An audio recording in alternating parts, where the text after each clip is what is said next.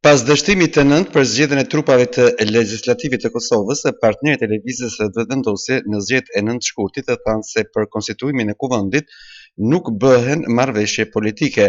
Deputetja Mimoza Kusari Lila tha se opozita po pengon procesin dhe se marrëveshja e vjetër politike ende vazhdon të jetë aktive, duke bllokuar çdo mundësi për përparim. Raporton Kosova Press. Janë të qarta dy argumente shumë të forta. E para është që partit e opozitës në asnjë formë ose mënyrë nuk po kërkojnë zgjidhje, po duan të mbajnë këtë blokad, dhe e dyta që koalicioni i tyre apo marrëveshja dhe dakordimi i PDK-s, LDK-s, AK-s dhe listës sërbe është ende funksional. Në formën e prezantimit të argumenteve se kinse nuk ka të drejtë kryesuesi i seancës të ndrojë formën e votimit, me deklarime se është antikushtetuese, në asnjë argumentim nuk u përmend ndonjë kushtetues apo i rregullores së punës së kuvendit që e parandalon votimin e fshehtë. Në të kundërtën, votimi i fshehtë parashihet e sidomos bazuar edhe në udhëzimin e aktgjykimit të gjykatës kushtetuese.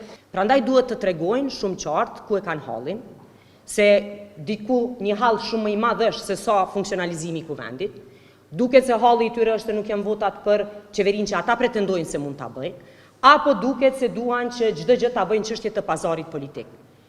Pazar politik, marrëveshje politike nuk bëhet për çështje të konstituimit të kuvendit. Ndërkaq kryetari i Guxo, Faton Peci, tha se marrëveshja politike është e nevojshme për formimin e qeverisë së re, vetëm pas konstituimit të kuvendit. Konstituimi i kuvendit nuk është çështja e kompromisit ose një marrëveshje politike. Marrëveshja politike do të vije atëherë kur ne ta kemi kuvendin e Republikës Kosovës të konstituuar.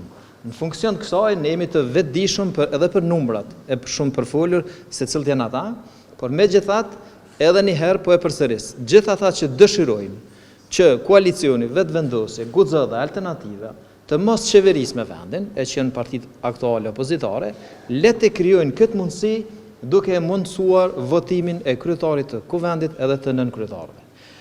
Çështja e dytë, unë besoj që edhe sot është përfaq para qytetarëve, para jush, që ekziston një koalicion që edhe gjatë fushatës zgjedhore unë e kam parashiku, jashtë të quajtëri koalicioni Plas. PDK, LDK, AK dhe Lista Srpska. Ekziston ky koalicion. Kanë vështirësi sipas gjitha gjasave për me mujt me pa ose projektu veten si mandatar të qeverisë së ardhshme, por megjithatë kjo është përfaqën këtë seancë.